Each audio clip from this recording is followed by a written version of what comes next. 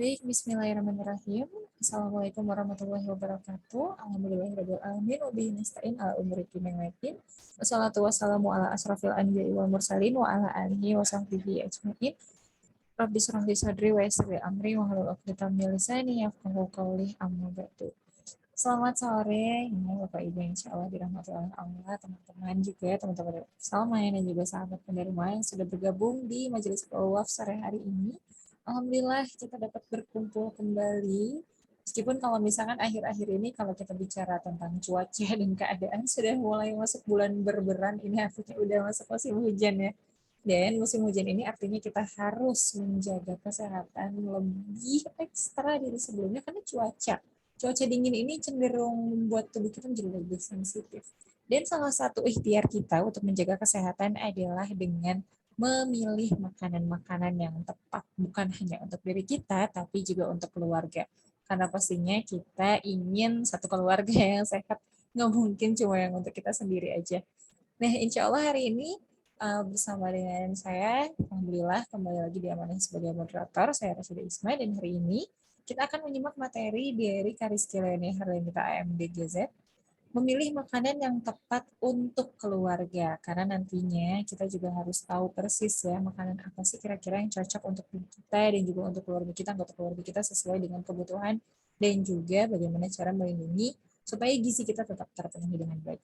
Alhamdulillah sore hari ini Kak Rizky juga udah hadir bareng sama kita semua. Kita coba sapa terlebih dahulu. Assalamualaikum warahmatullahi wabarakatuh, Kak Rizky. Waalaikumsalam warahmatullahi wabarakatuh, Kak. Kabar baik, Kak Rizky sore hari ini. Alhamdulillah baik. Saya Alhamdulillah, manggilnya Masya apa Allah. nih? Apa aja boleh kok. Kak Isma. Iya, iya, iya. Orang-orang lebih nyaman manggilnya Isma karena lebih singkat mungkin ya. Oke, baik deh Kak Isma. Oke, jadi Kak, ini kan berbicara tentang kebutuhan makanan. Ini kan sangat Mm-mm. penting ya Kak dipikirkan Mm-mm. oleh seorang ibu atau misalkan terutama yang memang full ibu rumah tangga yang memikirkan menu masakan setiap harinya harus apa, ditambah cuaca lagi kayak gini nih gitu. Pastinya ingin yang terbaik buat keluarga. Silahkan Kak Betul. Rizky. Iya, benar banget, Kak. Apalagi juga sekarang kan setelah pandemi ya, aktivitas sudah mulai normal kembali gitu. Diharapkan dengan normalnya aktivitas juga dan cuaca juga yang sekarang mulai kadang hujan, kadang panas gitu. Jadi memang diperlukan daya tahan tubuh yang benar-benar tinggi untuk bisa menghadapi keseharian. Oke, baik. Nah, berarti kan artinya kalau misalkan dari sini kita sama-sama harus tahu banyak ya kayak tentang makanan apa aja sih kira-kira yang memang dibutuhkan. Dan insya Allah hari ini kita akan menyimak materinya dari Kak Rizky langsung. Jadi kalau misalnya Kak Rizky mau langsung menyampaikan materi, kami persilahkan. Dan Boleh? tentunya untuk jamaah keluar sore hari ini juga boleh menyampaikan pertanyaan. Pertanyaannya boleh langsung disampaikan di kolom chat Zoom. Dan kabar baiknya, untuk 10 penanya terbaik akan mendapatkan giveaway berupa 10 paket makanan CGC. Tapi catatannya karena ini paket makanan, jadi khusus Jabodetabek aja ya kayak. Iya, Kalau betul. misalkan di luar Jabodetabek, mohon maaf belum bisa karena ini paket makanan. Takutnya nanti busuk di jalan. Betul, Jadi, karena kita masih keterbatasan pengiriman.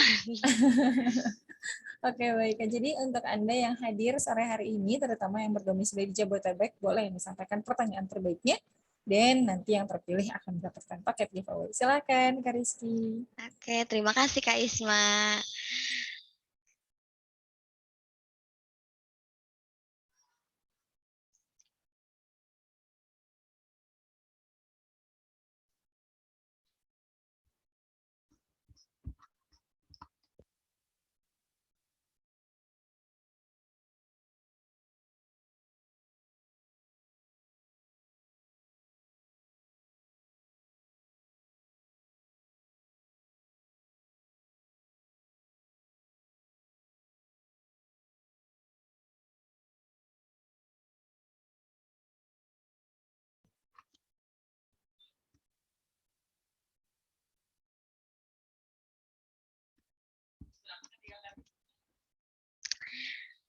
Oke, bismillahirrahmanirrahim. Assalamualaikum warahmatullahi wabarakatuh. Sebelumnya saya berterima kasih, sangat berterima kasih kepada seluruh tim Hijabers Mom diberi kesempatan untuk menjadi pembicara di sini. Semoga apa yang saya berikan di sini menjadi manfaat bagi kita semua. Oke, next.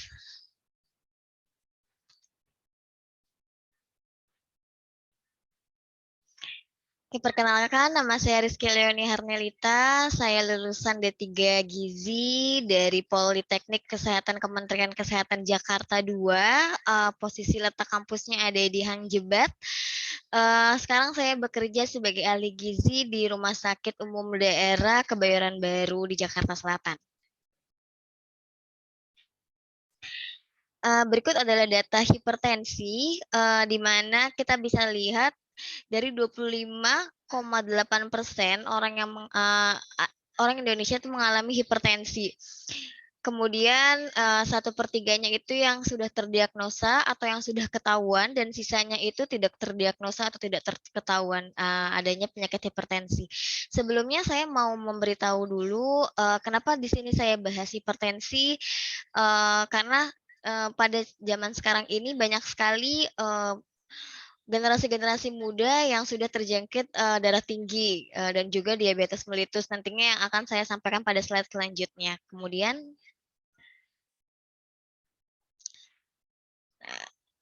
ini adalah yang akan kita bahas, memilih makanan yang tepat untuk keluarga. Karena kan di sini rata-rata ada yang sudah berkeluarga, ada juga yang belum. Maka dari itu topik ini yang saya pilih untuk saya bawakan di acara hari ini. Ini yang pertama kali harus kita pahami. Jadi mungkin ibu-ibu semua atau kakak-kakak semua di sini sudah tahu betul tentang 4 sehat 5 sempurna. Cuman hal tersebut sudah diganti, pedoman tersebut sudah diganti menjadi pedoman gizi seimbang. Di sini bisa kita lihat bahwa ada pilar ya, 4 pilar bisa kita lihat ada 4 pilar di situ. Ada yang paling bawah itu ada kelompok karbohidrat, yang di atasnya itu ada kelompok sayur dan juga buah-buahan. Kemudian naik satu tingkat lagi itu ada lauk hewani dan lauk nabati. Dan yang di paling atas yang berupa piramida itu ada gambar minyak, garam, dan gula. Nah, ini semua adalah merupakan kebutuhan kita selama dalam satu hari konsumsi makanan. Ini untuk yang tidak sakit atau tidak ada diet yang harus diberikan. Jadi berpacu kepada pedoman gizi seimbang. Di sekelilingnya itu ada aktivitas fisik dan juga ada memantau berat badan dan juga minum air putih 8 gelas yang memang dianjurkan untuk kita yang memang tidak memiliki penyakit tertentu.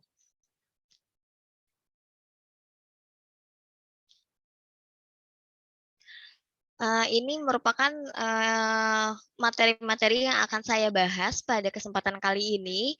Ada diet diabetes mellitus, diet hipertensi, rendah purin, diet rendah lemak, dan juga gizi seimbang untuk anak balita. Yang pertama saya akan membahas untuk diet diabetes mellitus. Apa sih diabetes mellitus itu? Diabetes mellitus itu adalah penyakit gangguan metabolisme gula di mana tubuh kita tidak bisa mencerna gula dikarenakan insulin yang terbatas ataupun menurun atau sedikit.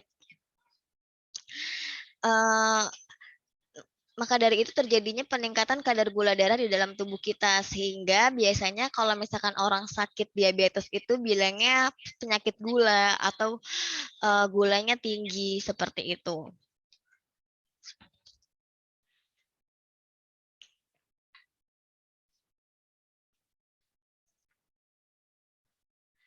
Tujuan dari diet ini sendiri yang pertama adalah memberikan makanan sesuai dengan kebutuhan dari pasien, kemudian mempertahankan kadar gula darah, mempertahankan berat badan menjadi normal, karena pada pasien diabetes biasanya terjadi penurunan berat badan yang secara signifikan ataupun peningkatan berat badan secara signifikan, kemudian mempertahankan berat badan menjadi normal, mohon maaf itu yang tadi, kemudian mencegah terjadinya kadar gula darah terlalu rendah yang dapat menyebabkan pingsan, yang terakhir mengurangi atau mencegah terjadinya komplikasi.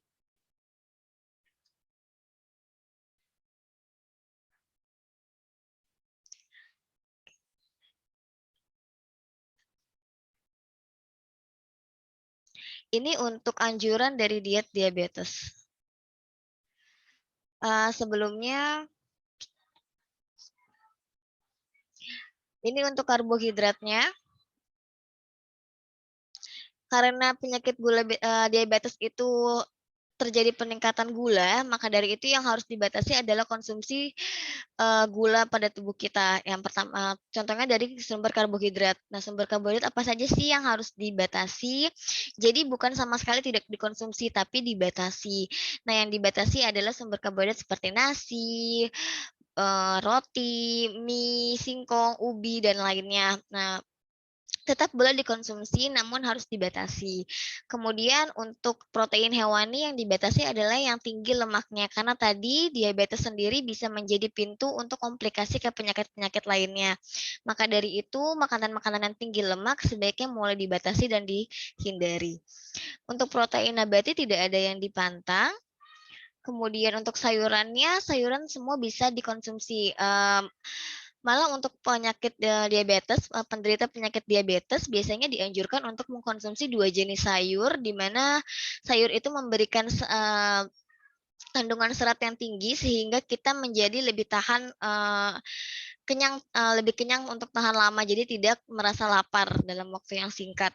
Kemudian buah-buahan, hindari buah-buahan yang cenderung terlalu manis dan juga buah-buahan yang bergas seperti nangka, durian. Minuman sangat dianjurkan untuk meminum air putih saja dan dihindari untuk minuman-minuman yang beralkohol ataupun juga bersoda dan juga minuman-minuman kemasan yang memiliki kandungan gula yang cukup tinggi. Makanan lainnya yang harus dibatasi adalah makanan-makanan yang tinggi gula dan juga panganan-panganan olahan tepung seperti roti isi selai dan juga crackers isi selai yang memang cenderung rasanya terlalu manis.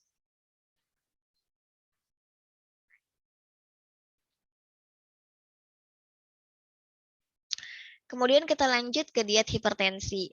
Untuk diet hipertensi ini adalah di mana kita memberikan pengaturan makanan kepada pasien yang memiliki tekanan darah di atas normal. Nah, maka dari itu kita harus mengatur kadar natrium karena sebenarnya untuk hipertensi ini adalah tingginya kadar natrium yang memang kita konsumsi. Tujuan dari diet ini sendiri adalah untuk membantu menurunkan tekanan darah dan yang kedua membantu penimbunan cairan dalam tubuh. Oke. Ini untuk kebutuhan natrium. Ini yang paling atas adalah kebutuhan natrium bagi bayi dan anak dari usia 0 sampai dengan 9 tahun. Kemudian untuk laki-laki dari usia 10 sampai 29 tahun. Dan laki-laki juga sampai 80 tahun. Kemudian ini ada juga kebutuhan natrium dari usia 10 sampai 80 tahun. Dari tabel tersebut bisa kita lihat bahwa kebutuhan natrium tertinggi pada kelompok usia remaja di mana memang dibandingkan kategori usia lainnya dia memiliki kebutuhan natrium lebih tinggi. Dari kebutuhan natrium di atas juga bisa kita lihat bahwa tidak ada kelompok usia yang memiliki kebutuhan natrium lebih dari atau sama dengan 2000 mg. Sedangkan untuk 2000 mg itu sendiri adalah sebesar 1 sendok teh garam. Jadi bisa disimpulkan bahwa dalam satu hari kita tidak boleh mengkonsumsi lebih dari 1 sendok teh garam.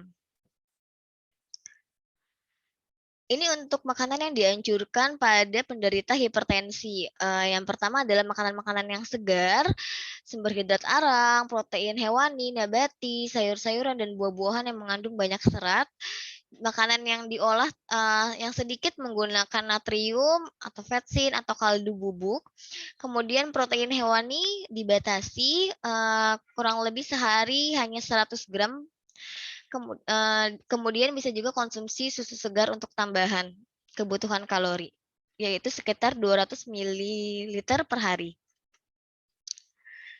Ini untuk makanan yang dianjurkan juga yang mesti dibatasi, yaitu adalah penggunaan garam dan juga baking soda. Ini untuk makanan yang dihindari, bisa dilihat di paling atas itu ada jeroan, kemudian ada panganan kaleng seperti kornet, kemudian juga ada makanan kaleng seperti sarden, olahan seperti terasi, keju, abon, mentega, dan juga saus-sausan kemasan seperti saus tiram, kecap manis, dan juga buah-buahan yang mengandung gas seperti durian.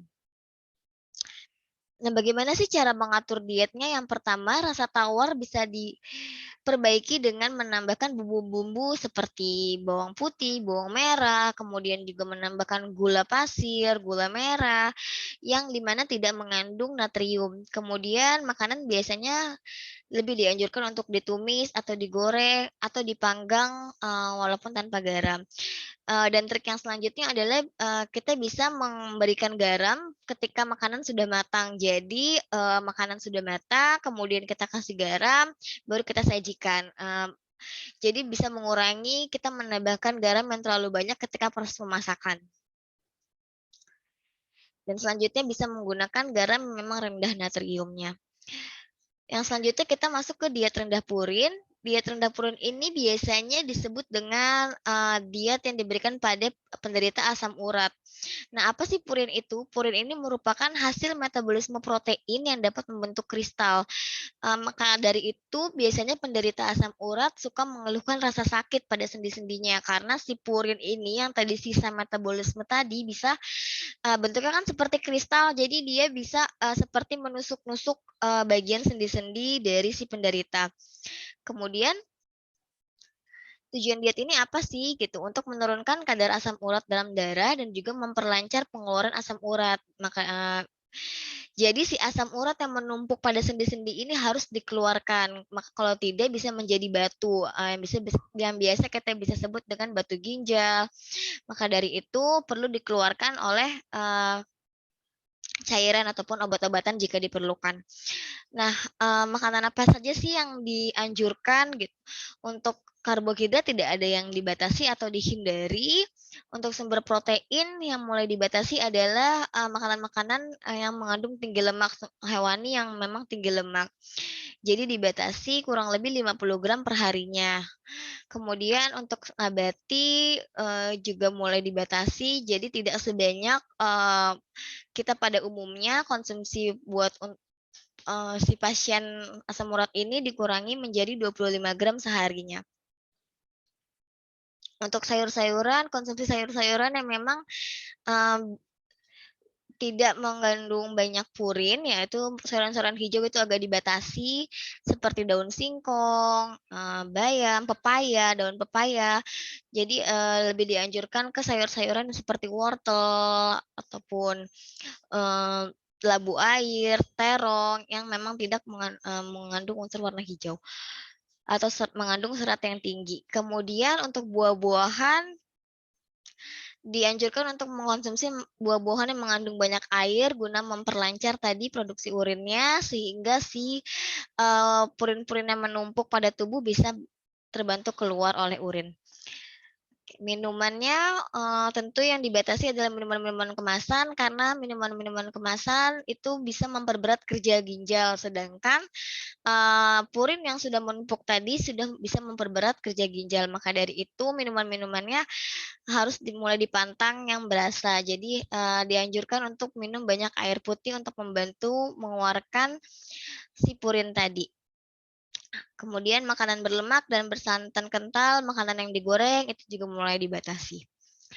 Ini adalah makanan-makanan yang dihindari, sama seperti tadi untuk penyakit hipertensi, jeroan, seafood, kemudian ada bebek, ada kuah kaldu. Kuah kaldu yang mengandung banyak lemak juga mulai dibatasi untuk penderita asam urat. Kemudian ada juga konsumsi air soda dan juga minuman beralkohol.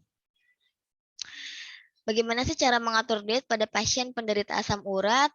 Biasanya dianjurkan untuk mengukus, mengungkep, memanggang, atau membakar makanan yang akan diolah. Kemudian gunakan santan encer jika memang diperlukan untuk mengkonsumsi makanan yang bersantan.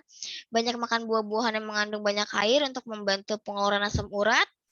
Kebutuhan cairan disesuaikan dengan kebutuhan masing-masing orang. Apabila rasa sakit tidak tertahankan, eh, disarankan untuk beristirahat dan melakukan sedikit aktivitas, namun tetap berolahraga ringan sedikit guna menghindari terjadinya kaku sendi. Bila disertai dengan darah tinggi, lakukan juga diet rendah garam pada pasien penderita asam urat. Hati-hati dengan minuman bersuplemen atau berenergi, konsultasikan pada dokter jika diperlukan.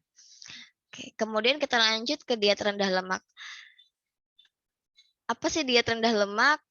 Diet rendah lemak ini diberikan kepada pasien-pasien yang menderita gangguan metabolisme lemak atau dislipidemia. Jadi biasanya kita tahu kolesterol.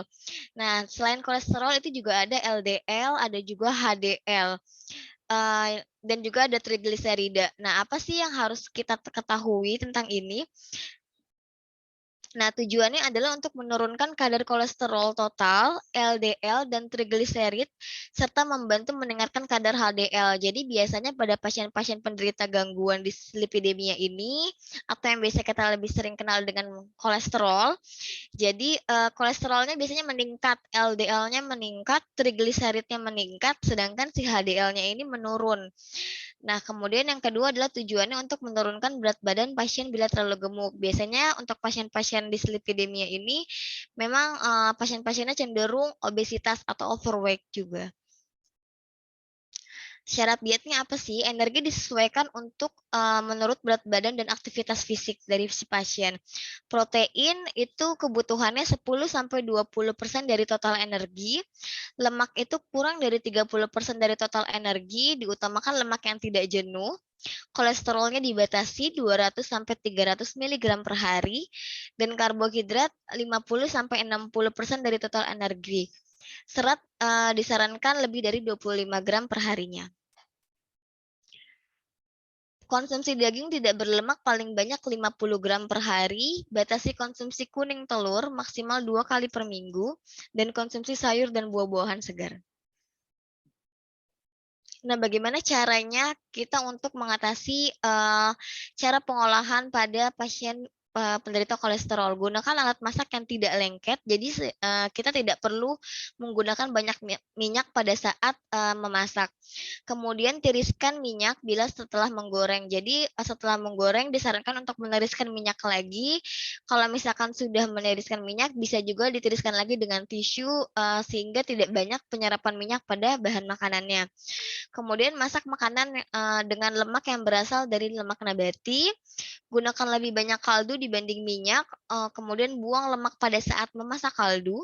Sebaiknya masakan diolah dengan cara dikukus, dipanggang, diungkep, ataupun dibakar. Gunakan santan encer untuk memasak. Bagi penderita dislipidemia yang menderita tekanan darah tinggi juga diberikan diet hipertensi juga pada pasien tersebut. Kemudian selanjutnya gizi seimbang untuk anak balita. Apa itu gizi seimbang untuk anak balita? Gizi seimbang diperlukan untuk anak balita agar tercapainya tumbuh kembang yang optimal pada anak. Nah, tujuan dietnya adalah menanamkan kebiasaan makan yang baik dan benar pada anak, memberikan gizi yang seimbang sesuai kebutuhan untuk tumbuh kembang anak yang optimal, memelihara dan meningkatkan daya tahan tubuh anak terhadap penyakit. Nah, pengaturan makannya untuk anak-anak biasanya kita tidak membatasi atau memantang makanan, kecuali anak tersebut ada obesitas atau overweight, jadi mulai kita berikan diet rendah lemak. Tapi kalau tidak ada, sebaiknya anak-anak tersebut diberikan diet tinggi kalori dan tinggi protein. Maka dari itu, unsur-unsur apa saja sih yang harus dikonsumsi anak tersebut? Yang pertama adalah sumber zat energi yang diperoleh dari karbohidrat yang kompleks, kemudian sumber zat pembangun yang diperoleh dari protein, dan sumber zat pengatur yang diperoleh dari vitamin dan mineral. Makanan apa saja sih yang biasanya harus dibatasi pada anak-anak? Biasanya makanan-makanan yang memang cenderung terlalu manis ataupun terlalu tinggi natrium dan juga terlalu tinggi lemak. Karena apa? Karena cenderung anak-anak setelah mengkonsumsi makanan-makanan tersebut tidak nafsu makan, tidak mau makan, ataupun juga jadinya hilang rasa pada makanan-makanan yang memang sebenarnya sudah ada rasa, namun karena terbiasa mengkonsumsi makanan-makanan tersebut, anak-anak tersebut jadi hilang indera perasanya. Selanjutnya, gunakan bahan makanan yang beraneka ragam. Pilih bahan makanan yang mudah dicerna, gunakan bumbu yang tidak merangsang atau asam atau pedas, gunakan alat makan yang berwarna-warni, buat model makanan jadi bentuk-bentuk yang menarik, bujuk anak untuk makan dengan sabar dan telaten.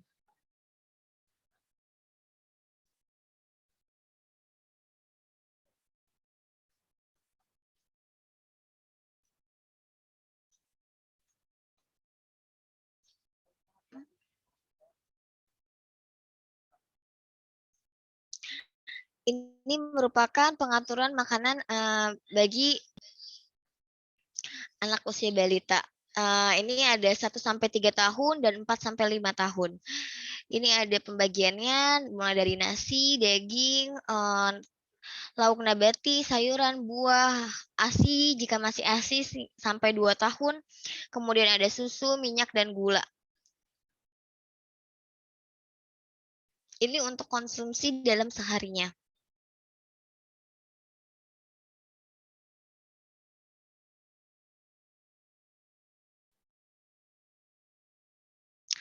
Nah, ini merupakan rangkuman diet dalam 1 hari pada penderita diabetes, hipertensi, rendah purin, rendah lemak, dan juga untuk anak-anak. Di sini bisa dilihat untuk pagi hari untuk penderita diabetes bisa diberikan roti panggang contohnya, kemudian dengan telur ceplok air, jam 10-nya bisa diberikan buah. Di sini bisa dilihat bahwa pada diet diabetes itu diberikan buah dan juga sayur yang memang lebih banyak dibandingkan pada penderita penyakit lainnya. Untuk nasinya pun di sini diberikan batasan sehingga tidak lebih dari kebutuhan seharinya. Untuk siang bisa diberikan nasi 1,5 centong, kemudian untuk malamnya diberikan 1 centong. Kurang lebih itu 1 centong nasi itu adalah 100 gram. Dan untuk 1,5 centong kurang lebih 150 gram.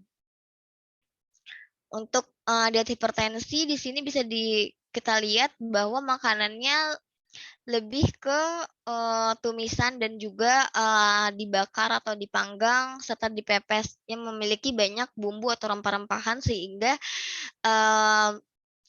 tidak diperlukannya banyak penggunaan garam.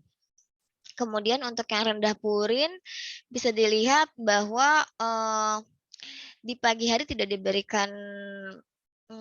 diberikan nabati juga, kemudian untuk yang jam 10 diberikan buah yang mengandung banyak air, yang di jam sore juga diberikan roti, kemudian juga untuk sayurannya diberikan sayuran yang memang tidak memiliki banyak kandungan serat seperti labu, dan juga ada tumis sawi dan tomat.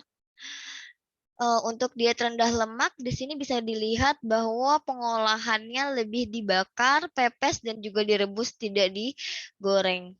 Untuk diet gizi seimbang di sini bisa dilihat bahwa adanya 2 lauk seperti pada pagi hari ada telur orak-arik dan juga ada bakso dan ayam suwir adanya.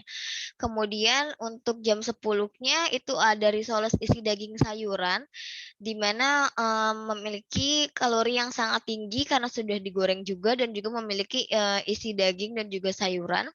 Kemudian untuk siangnya diberikan ayam goreng kalasan dan tempe bacem. Malamnya diberikan udang goreng tepung asam manis dan juga sop sayuran orak-arik putih telur untuk menambahkan kebutuhan protein pada anak. Dan diberikan juga selingan malam yang berupa biskuit atau susu untuk menambahkan kalori pada anak.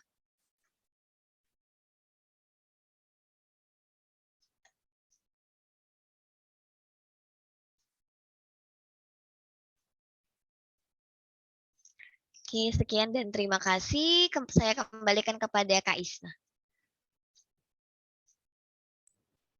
Baik, terima kasih banyak ini ya Kak Rizky untuk materinya. Masya Allah detail banget ya sampai menu Senin sampai Minggu, temu kemudian pagi, siang, malamnya Masya Allah ya. Tapi memang ini Betul. referensi yang sangat tepat terutama buat ibu-ibu rumah tangga, untuk ibu yang memang suka masak nih buat keluarganya. Betul. Karena biar nggak bosan juga ya kayak kalau makan bergizi tapi menunya itu-itu aja selama 7 hari full kan juga pasti anak-anak Betul. bosan dan lain-lain. Jadi memang butuh nih referensi menu. Jadi kalau misalnya belanja bulanan tuh enak gitu ya, kayak seminggu ke depan tuh mau belanja apa aja Betul. gitu. Nah, silahkan Bapak Ibu yang ingin menyampaikan pertanyaan, tentunya Anda dapat kirimkan pertanyaan Anda melalui kolom chat di Zoom di ruang Zoom sore hari ini. Dan Anda yang berdomisili Jabodetabek dan terpilih menjadi penanya terbaik, tentunya dapat bisa mendapatkan paket makanan dari CGC, tapi terkhusus untuk Jabodetabek saja. Kita akan mulai membacakan pertanyaan ya Kak ya. Ini pertanyaannya masalah panjang-panjang. Ini Boleh dari Kak Moms Isma. Nining di Tangerang Selatan. Kalau indikasi orang yang terkena diabetes itu apakah bisa dilihat dengan kasat mata atau ada ciri-ciri fisik yang bisa dilihat langsung tanpa melakukan cek darah? Kemudian batas normalnya berapa dan dianggap diabetes itu kalau misalkan mencapai angka berapa nih Kak Rizky nih? Oke. Baik, saya coba bantu jawab ya. Kak Isma, halo, terdengar? Iya, terdengar Kak, Oke, silahkan boleh. baik. Eh, buat Ibu Nining ya, tadi dari Tangerang Selatan.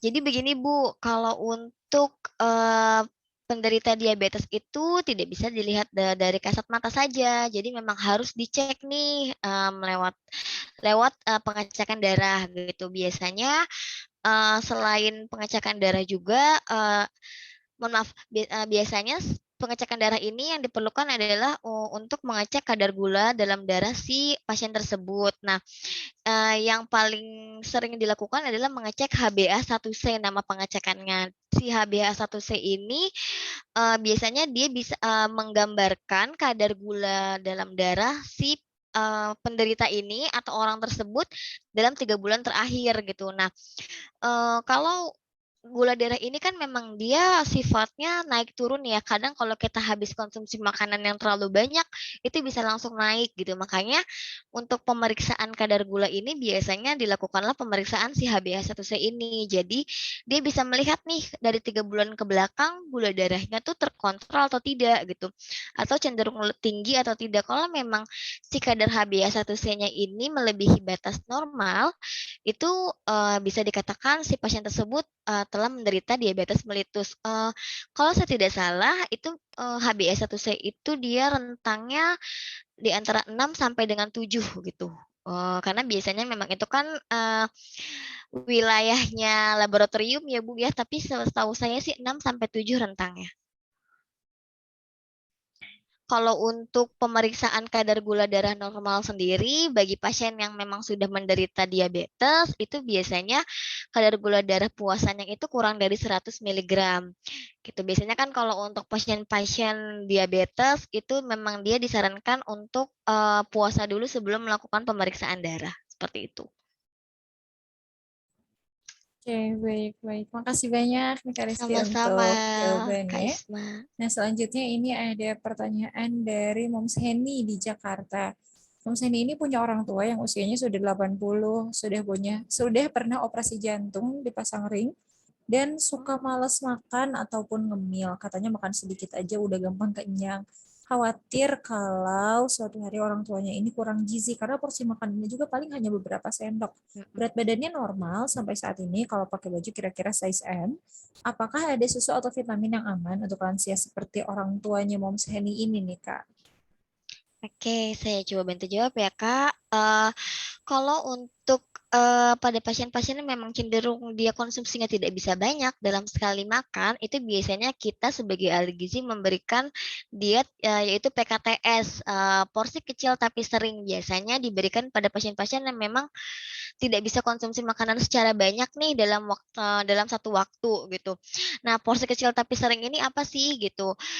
Jadi dia diberikan makanan yang memang sebenarnya porsinya kecil tapi memiliki kandungan yang cukup banyak. Kalau untuk susu dan vitamin vitamin sebenarnya banyak di luaran, cuma memang, kalau misalkan sebut merek kan agak ini ya, jadi kalau dari makanan olahan, bisa kita olah sendiri, itu bisa seperti kacang ijo, bubur sumsum, jadi memang dia walaupun dalam porsinya yang kecil, tapi memiliki kandungan gizi yang cukup banyak. Biasanya kalau untuk memang tidak bisa konsumsi makanan berat makanan padat sama sekali, boleh diberikan, produk-produk susu. Kalau misalkan memang ada diabetes atau gula, itu bisa dikonsumsi, susu yang memang, tidak mengandung, gula gitu, seperti produk-produk, susu yang rendah gula.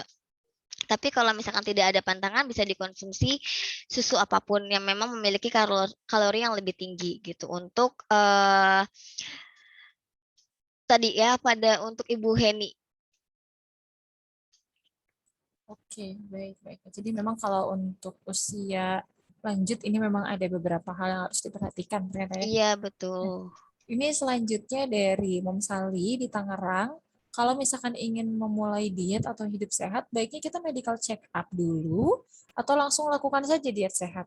Kemudian pertanyaan keduanya nih Kak, gimana cara mensiasati menu makanan bagi anggota keluarga yang rentang usianya mulai dari 6 sampai 45 tahun?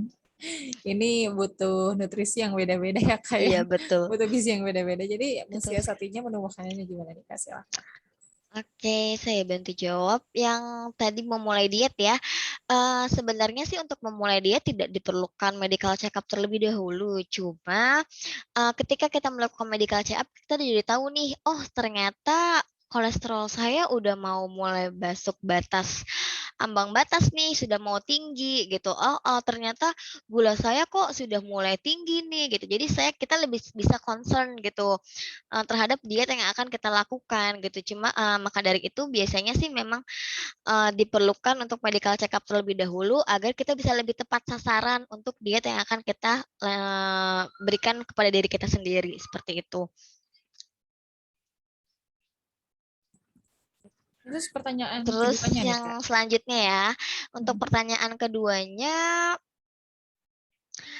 sebenarnya balik ke prinsip gizi seimbang yang tadi, ketika kita masih sehat nih, tidak ada penyakit, penyertanya, itu kita bisa balik ke tadi pedoman gizi seimbang yang tadi, gitu. Jadi kita bisa lihat yang paling bawah tadi kan ada tuh kebutuhan karbohidratnya, nah dia paling ke atas itu kan paling paling kecil ya, maksudnya paling ke atas, paling, lebih ke atas makin ke atas makin kecil gitu. Jadi bisa dilihat kebutuhan yang paling banyak diperlukan berarti kan karbohidrat tuh dia 60, persen sampai 70% dari total kebutuhan kita. Kemudian naik ke atas itu tadi ada kebutuhan, protein sama hewani dan nabati ya, dibagi 2 tadi kan kotaknya. Jadi masing-masing 3 porsi seharinya gitu. Kemudian naik lagi ke atas, mohon maaf yang paling atas tadi yang paling bawah lagi tadi ada sayur sama buah dulu, sayur yang lebih banyak, dan juga buah. Kemudian baru naik yang lebih mengerucut, ada protein nabati dan hewani, kemudian lebih mengerucut lagi tadi, yang mulai dibatasi penggunaan minyak, gula, dan juga garam, seperti itu. Oke, baik. Makasih banyak Kak Rizky untuk Sama-sama. infonya dan tips and trick untuk anggota keluarga yang range usianya beda-beda ya. Iya. Nah, ini selanjutnya dari Mom Syuliadi di Depok nih Kak. Pola makan seperti apa sih Kak yang cocok untuk usia 50 tahun ke atas dan jarang berolahraga, jarang bergerak juga. Baiknya gimana nih Kak? Pola makan seperti apa yang cocok untuk usia 50 tahun ke atas yang jarang bergerak atau olahraga? Begini, kalau untuk, 50 tahun ke atas tapi dia masih melakukan kegiatan rumah, maksudnya dengan aktivitas fisik seperti nyapu, ngepel, itu, sudah bisa dikatakan, ada aktivitas fisiknya ya, Kak. Jadi, untuk pola makannya sih sebenarnya balik lagi tadi kepada pedoman gizi seimbang tadi. Kalau misalkan memang tidak ada keluhan, tidak ada penyakit penyerta, bisa balik ke prinsip tadi pedoman gizi seimbang. Mungkin, karena 50 tahun itu kan menjelang usia lansia, jadi mulai dibatasi tuh tadi konsumsi-konsumsi, terlalu banyak lemak, terlalu banyak garam, terlalu banyak gula, karena memang metabolisme orang usia menuju lansia itu, beda dengan, sebelum lansia. Jadi memang metabolismenya lebih lambat, maka dari itu perlu mulai dibatasi atau dihindari. Seperti itu. Kalau untuk aktivitas fisik seperti naik turun tangga, misalkan tidak olahraga ya, naik turun tangga, tapi masih bisa berjalan, berjalan dengan kilometer yang lumayan, itu tuh sebenarnya tidak apa-apa, seperti itu. Oke, baik, baik. Jadi memang meskipun udah lansia juga harus diusahakan untuk tetap bergerak sedikit-sedikit ya, Kak ya. Jadi Betul, Kak. nggak tinggal tidur aja gitu. Betul, Meskipun mengurangi hanya jarak kaku sedikit. otot, betul. Oke, oke. Yang penting masih tetap gerak nih ototnya. Mhm. Makasih banyak, Kak Rizky. Iya. Selanjutnya ini juga ada pertanyaan dari Mom Desi Amelia di Malang. Mhm. Pertanyaannya ada beberapa nih, Kak. Apakah diabetes itu sebenarnya penyakit keturunan? Kemudian yang kedua, anaknya ini susah makan ayam atau daging itu kadang ngunyahnya susah. Makan Mhm. sayur pun susah, tapi suka buah, tapi sangat suka buah. Bagaimana siasatinya ya, Kak ya?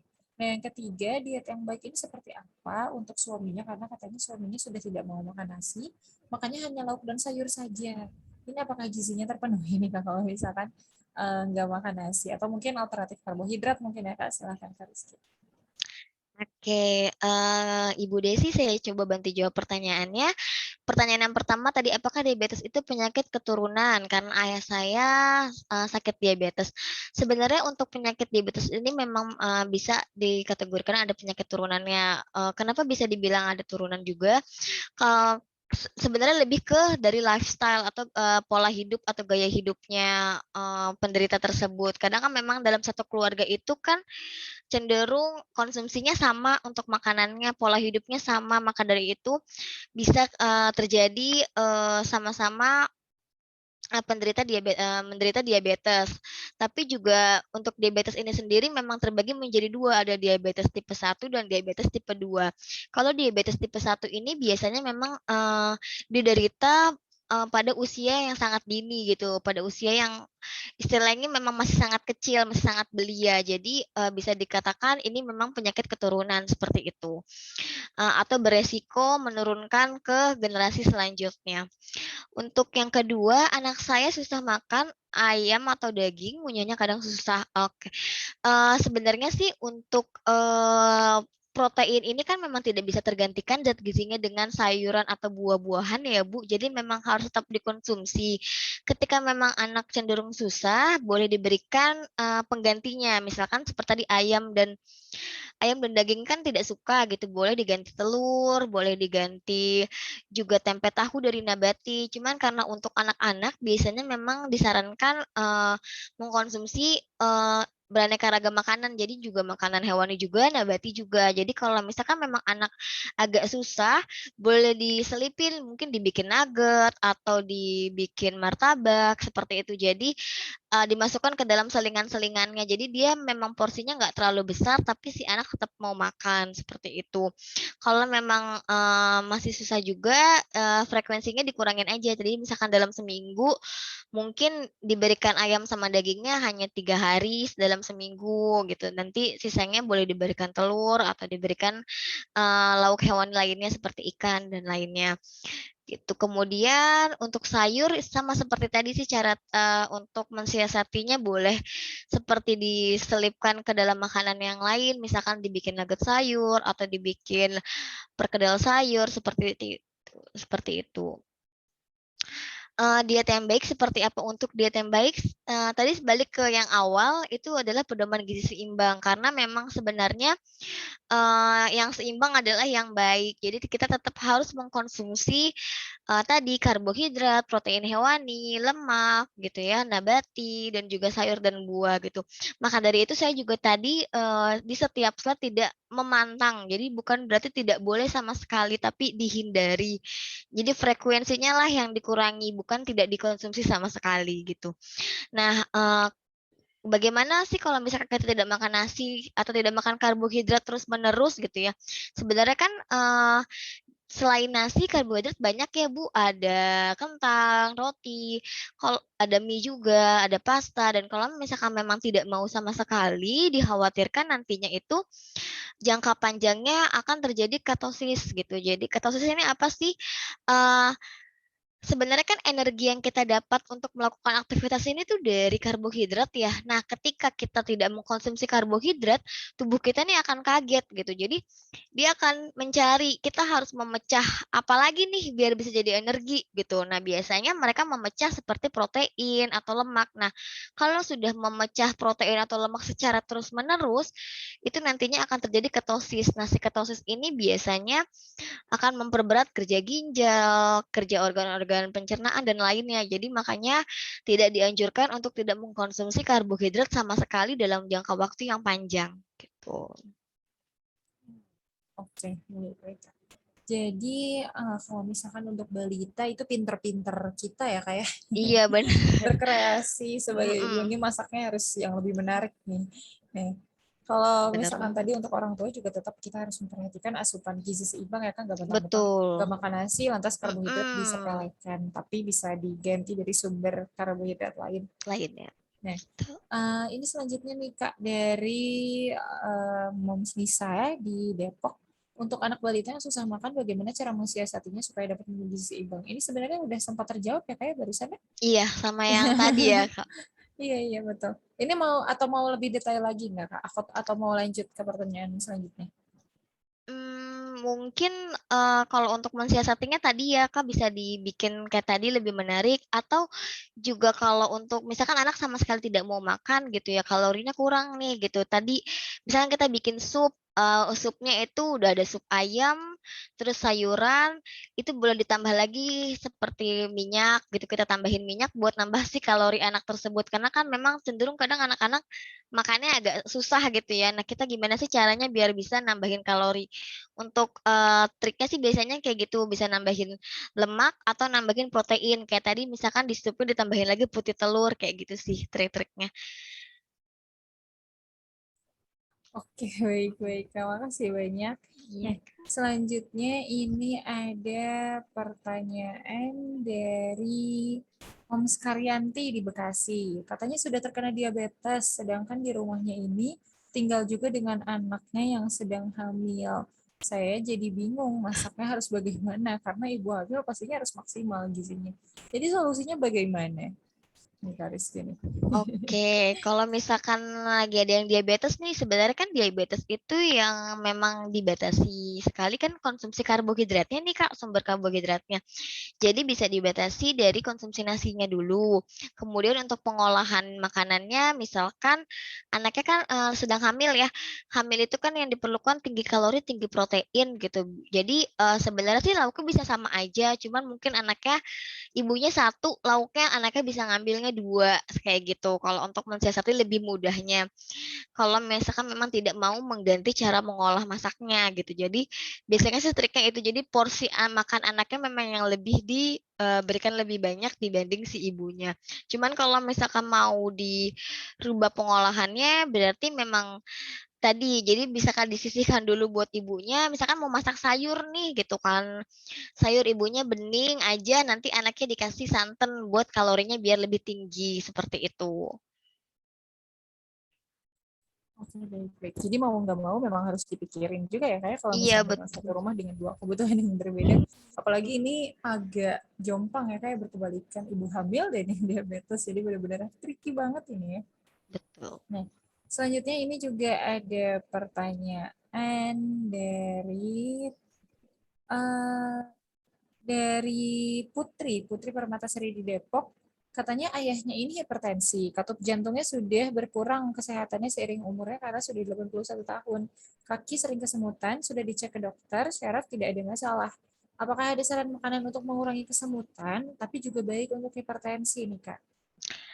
Oke, untuk kesemutan biasanya sih memang bagian saraf itu, yang direkomendasikan adalah vitamin B ya. Cuman, sebaiknya kalau misalkan memang sudah lama, itu bisa dikonsultasikan kepada yang lebih ahli juga seperti dokter gitu, tapi kalau untuk makanan-makanan yang memang mengandung banyak vitamin B itu contohnya tuh kayak ikan, pisang, itu bisa dikonsumsi. Oke, baik-baik. Jadi kalau untuk hipertensi sebenarnya ini juga ini ya kayak penyakit yang memang biasanya umum ini ya menyerang Mhm, umur betul. di atas 50, bahkan ini diceritakan sudah 81 tahun, Masya Allah. Oh iya Nah, betul. selanjutnya ini ada pertanyaan juga dari Moms Itai di Banjar. Pertanyaannya, apakah diet rendah purin tersebut aman untuk neneknya yang usia 73 tahun dan menderita asam urat? Kemudian pertanyaan keduanya, neneknya ini sering ketagihan disuntik anti nyeri katanya setiap bulan. Apakah berbahaya atau tidak? Dalam sebulan maksimal berapa kali suntik nyeri yang diperbolehkan nih, Kak? Oke, saya coba bantu jawab. Untuk diet rendah purin tersebut aman untuk dikonsumsi pada penderita asam urat karena memang diet rendah purin ini diberikan kepada pasien-pasien menderita asam urat. Yang kedua, untuk suntik anti nyeri sebenarnya kan memang tadi seperti saya bilang si asam urat ini si purin yang menumpuk ini itu kan bentuknya kristal ya. Jadi memang dia itu menusuk gitu seperti menusuk bagian sendi-sendi gitu. Jadi maka dari itu nyerinya bisa sangat amat sangat nyeri gitu. Maka dari itu diberikanlah pereda nyeri. Nah, apakah akan kecanduan ataukah adakah yang memang diperlukan batas maksimal diperlukannya pereda nyeri itu sebenarnya balik lagi kepada kita. Maksudnya balik lagi kita konsultasi kepada dokter yang memang menangani kita gitu. Jadi ketika kita sudah konsul dan diberikanlah obat anti nyeri tersebut, berarti memang itulah kebutuhan kita karena biasanya dokter juga eee, sudah menimbang gitu. Maksudnya, ini pasien dengan kategori usia segini, diberikan pereda nyerinya segini gitu, dalam jangka waktu segini, nanti kan konsul kembali. Nah, dari konsul kembali itu bisa dilihat lagi apakah sudah berkurang nyerinya. Kalau misalkan nyerinya sudah tidak terlalu sudah berkurang berarti memang penggunaan obatnya dikurangi gitu. Nah, biasanya sih memang ini signifikan juga dengan konsumsi makannya tersebut. Kalau misalkan makannya sudah bagus, biasanya sih nyerinya juga sudah berkurang gitu. Pola konsumsinya bagus, pola hidupnya bagus, biasanya sih akan membuat si tadi purinnya juga akan berkurang. Jadi tidak terlalu nyeri lagi gitu. Jadi makanya dari itu obatnya bisa dikurangi. Selanjutnya ini Kak, pertanyaan Hmm. dari Moms Risti di Jakarta. Anaknya ini hobi olahraga, makanya udah banyak, tapi berat badannya malah cenderung turun. Apalagi kalau exercise-nya tiap hari dan ditambah banyak kegiatan, ini makin turun lagi. Apa karena komposisinya kurang seimbang? Jadi walaupun makannya kelihatan banyak, sepiring penuh tapi berat badannya turun. Ini kalau misalkan exercise-nya banyak, kegiatannya padat, baiknya saran makanan berarti ya Kak, baik sarannya apa nih baiknya makanan?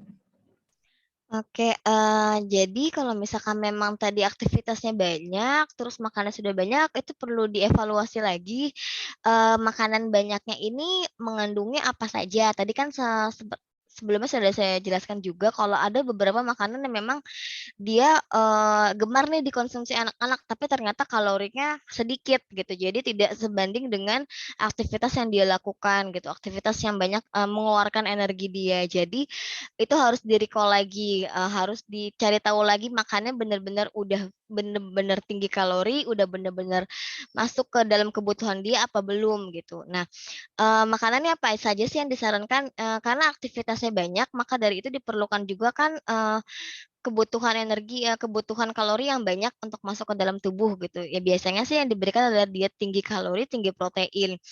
Nah, kalorinya bisa didapatkan dari sumber karbohidrat yang kompleks seperti, nasi, roti gandum, pisang, buah-buahan yang memang mengandung banyak serat dan juga bisa diberikan juga apa namanya, protein hewani yang tinggi, contohnya seperti tadi daging, ayam, telur, konsumsinya juga bisa lebih dari, 3 sampai 4 porsi seharinya kalau memang, ternyata aktivitas yang dilakukan cukup banyak. Oke, baik-baik. Jadi, pilih makanan yang kandungan gizinya memang cukup tinggi ya, kayak bukan hanya Betul, sekedar banyak, tapi memang kandungannya ini tinggi. betul. Nah, selanjutnya nih Kak, ini dari Moms Dahlia di Tangerang Selatan, katanya memiliki penyakit epilepsi. Makanan apa ya yang harus dihindari? Berat badannya normal, tidak ada penyakit penyerta lainnya. Oke, untuk epilepsi sendiri sih makanan yang dipantang itu biasanya makanan tinggi lemak, kolesterol, dan juga makanan yang cenderung mengandung banyak, MSG atau natriumnya terlalu tinggi, seperti itu, Kak. Jadi yang harus dihindari atau pengurangan konsumsi garam nih Kak, atau gimana nih Kak? Iya, jadi konsumsinya mulai dikurangi, seperti tadi yang tinggi lemak, kolesterol, dan juga MSG dan juga natrium. Oke, baik, baik. Mhm. Makasih banyak. Nah, selanjutnya ini pertanyaan dari Azila Nuzwar, Kak. Ibunya ini Mhm. penderita diabetes, tapi saat ini kadar gula darahnya cenderung stabil, tapi kadar kolesterol asam uratnya sangat tinggi. Biasanya Mhm. setiap malam kakinya ini suka berdenyut-denyut seperti kesemutan. Muncul garis juga seperti varises. Apakah ada saran makanan mungkin ya, Kak ya? Atau pemenuhan gizi atau vitamin mungkin, Kak? Oke, jadi kan ini kita bisa lihat, ada 3 penyakit ya, di sini ada diabetes, ada asam urat, ada kolesterol. Nah, kalau untuk gula darahnya sudah stabil, berarti kan, tetap harus dilakukan si diet diabetesnya juga tetap ada, kemudian ada kolesterol dan juga asam urat, jadi dilakukan juga diet rendah lemak dan juga rendah purin.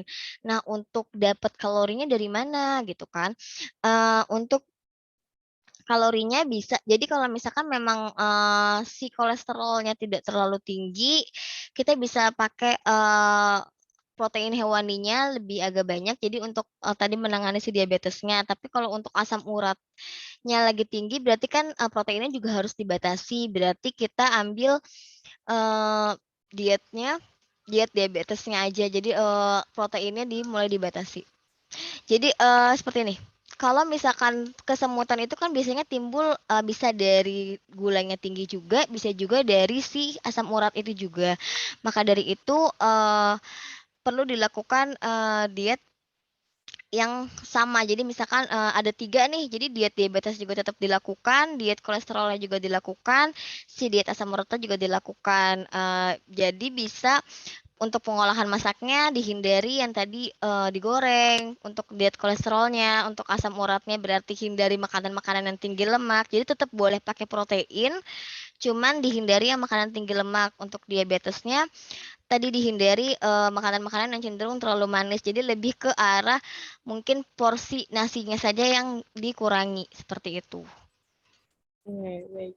Mhm. Makasih banyak, Kak. Nah, ini pertanyaan terakhir mungkin Kak dari Mhm. Moms Herawati Soehartono. Bagaimana makanan untuk pasien pasca diare yang sampai dehidrasi? Sampai kurus banget, katanya tinggal tulang berbalut kulit. Mmm. Apa cara yang cepat untuk menaikkan berat badannya nih, Kak? Oke, biasanya untuk pasien-pasien diare, terutama pada anak-anak biasanya ya, diare itu, diberikan, diet tinggi kalori, tinggi protein tadi, guna untuk, menaikkan si berat badan si pasien. Tapi kalau misalkan memang biasanya kan di diare ini disertai dengan mual muntah juga ya, kalau misalkan memang terjadi mual muntah juga bisa diberikan tadi, porsi kecil tapi sering tapi, kalorinya tinggi. Nah, apa sih makanan-makanannya? Misalkan tadi kita bisa bikin risoles atau kita mau bikin martabak, jadi memang yang dalam satu kali hap itu tapi diet kalorinya tinggi. Nah, jadi untuk pasien-pasien diare biasanya diberikan, porsi kecil tapi sering dan juga tinggi kalori, tinggi protein, seperti itu. Biasanya sih hindari dulu makanan-makanan yang tinggi serat dan juga produk-produk dairy, susu, keju, itu mulai dihindari dulu sampai nantinya sudah, mulai balik nih berat badannya gitu maksudnya, baru dan juga, tidak ada terjadi diare lagi, keluhan diare lagi, baru bisa konsumsi lagi, seperti itu. Bisa sih kejar untuk berat badannya, konsumsi makanan-makanan yang memang mengandung tinggi kalori. Oke, baik. Makasih banyak, Kak Rizky. Nah, di Iya. akhir nih, Kak, mungkin ada kesimpulan yang ingin disampaikan sebelum kita menutup perjumpaan hari ini nih, Kak.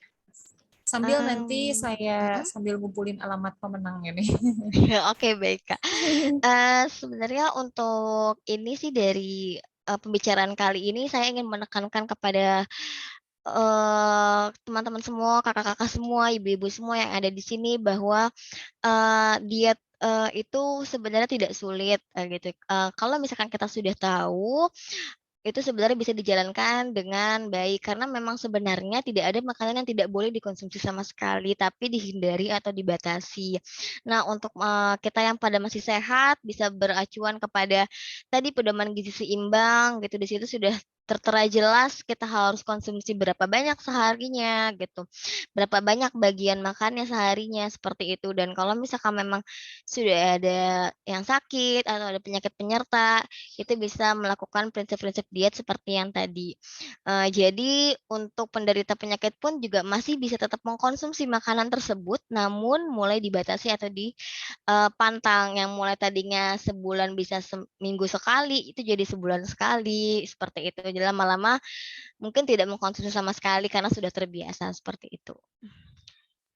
Oke, baik. Makasih banyak ini Iya, buat Kak sama-sama. Rizky yang sudah bersedia meluangkan waktunya untuk memberikan ilmu pada kita semua. Ini masalah makanan, banyak orang yang mikir sepele ya kan, yang penting pengen makan apa, langsung beli atau langsung masak, beres gini. Tapi Betul. padahal aslinya banyak hal yang harus kita pikirin, banyak hal yang harus kita rencanakan juga termasuk masalah makanan. Karena buat apa lagi kalau bukan demi kesehatan kita dan keluarga kita. Sekali lagi terima kasih banyak Kak Rizky. Ini ya udah Sama-sama, bagi Kak ilmu, Isma. bagi-bagi makanan juga. Untuk pemenang hari ini sudah saya tuliskan di kolom chat di Zoom dan memang sudah ada beberapa yang mengirimkan nama dan alamat. Saya akan bacakan. Nomor 1 ada Moms Heni, kemudian nomor 2 Moms Nining, yang ketiga ada Moms Rasalita, keempat ada Moms Yuliadi, 5 ada Nisa, Mhm. 6 Putri, 7 Risti, 8 Dahlia, 9 Azila, dan nomor 10 Herawati.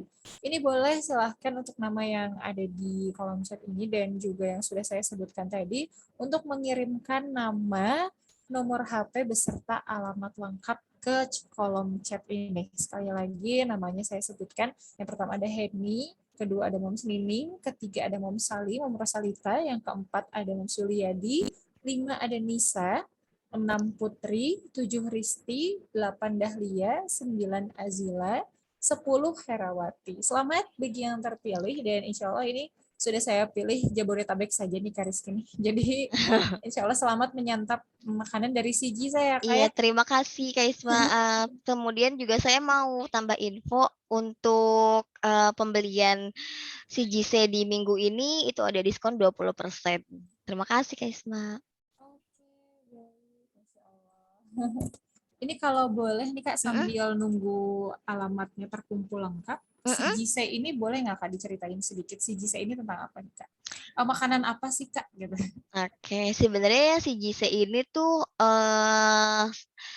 catering makanan di mana untuk para orang-orang yang sebenarnya lebih memikirkan kesehatannya. Jadi maksudnya untuk orang yang sehat itu bisa, tapi juga di CGC ini kita menerima layanan konsultasi pasien-pasien yang memang biasanya dia kelar dari rawat inap atau misalkan dia mengalami kesulitan dalam mendapatkan makanan yang sesuai kebutuhan dia. Misalkan saya kan bekerja di rumah sakit ya Kak, jadi beberapa pasien itu kadang mengeluhkan bahwa saya nggak bisa nih masak seperti ini buat di rumah saya, atau enggak misalkan pasien rawat inap terus dia pulang ke rumah, tiba-tiba gulanya naik lagi lah, atau kolesterolnya tinggi lagi, seperti itu. Nah, gimana cara mereka untuk me-maintenance nilai lab mereka atau nilai lab mereka atau tekanan darah mereka biar tetap normal gitu. Nah, dengan konsumsi makanan sehari-harinya gitu. Nah, kalau misalkan memang dia tidak bisa mengadakannya di rumah gitu, itu bagaimana caranya? Nah, itu yang membuat saya mikir, oh ternyata banyak orang yang kesulitan gitu. Makanya dari situ saya membuat CGC ini seperti itu. Jadi memang ini sebenarnya bisa untuk konsultasi juga, kemudian juga ada catering untuk yang memang diet sehat saja atau gizi seimbang saja, atau juga diet untuk tadi orang-orang yang memiliki penyakit penyerta seperti diabetes, hipertensi, kolesterol dan lain-lain. Ataupun juga diet-diet pada kelompok usia yang memang memiliki kebutuhan yang tinggi seperti ibu hamil, ibu menyusui, atlet seperti itu, Kak. Oke, baik. Jadi disesuaikan dengan kebutuhan, jadi ada konsultasinya Betul. dulu juga ya, Kak. Ya? Betul. Nah, ini kalau misalkan yang ingin kepo lebih lanjut tentang CGC ini bisa kemana nih, Kak? Untuk saat ini sih kita nantinya bakal ada website-nya, Kak, dan juga ada sosial medianya cjc.id gitu. Oke. Makasih banyak Kak Rizky. Masya Allah ya. Sama-sama. 1 jam ini insya Allah jadi ilmu buat kita semua. Amin. Ini materinya banyak yang najis nih Kak ternyata. Banyak yang ingin di-share. Oh, boleh boleh boleh, nanti materinya saya share. Iya. Makasih banyak Kak Rizky sekali lagi. Dan Mhm. terima kasih juga bagi Anda yang sudah setia menyimak, sudah berpartisipasi, sudah antusias juga Iya, mengirimkan terima kasih pertanyaan. banyak Masya semuanya. Allah. Untuk menutup perjumpaan hari ini, kita ucapkan hamdalah bersama-sama. Alhamdulillahirrahmanirrahim. Alhamdulillahirrahmanirrahim. Subhanakallahumma wabihamdika asyhadu alla ilaha illa anta astaghfiruka wa atubu ilaik. Alhamdulillah. Saya undur pamit. Terima kasih dan mohon maaf kalau misalnya ada salah. Wassalamualaikum warahmatullahi wabarakatuh. Waalaikumsalam warahmatullahi wabarakatuh. Terima kasih, Kak. Makasih banyak juga, Kak.